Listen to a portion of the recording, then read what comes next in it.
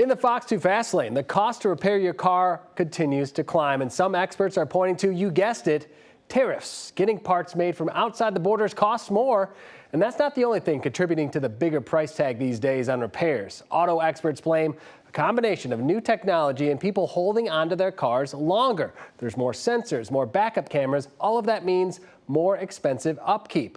Auto experts suggest planning ahead and talking to your dealership to see what should be fixed immediately and what repairs can wait. So just how much more are people paying? The Bureau of Labor Statistics says there's been a more than 43% jump since 2019. And we are one step closer to seeing the world's first ever autonomous vehicle designed for personal ownership. The company Tensor wants to be the first company to sell you this type of robo car. The company describing itself as a leading AI company based in San Jose, California.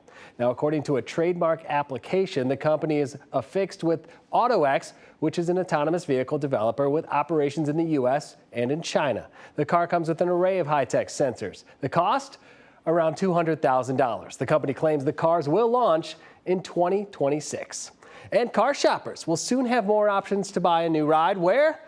On Amazon, the retail giant teaming up with Hertz Rental to sell more used cars. Amazon Autos launched last year, selling used and certified pre-owned vehicles from dealers in more than 130 cities. Well, now Hertz and Amazon will offer used cars in 4 major cities: Dallas, Houston, LA, and Seattle, with plans to expand across the entire U.S. soon. In the Fox 2 Fastlane, I'm Dave Spencer.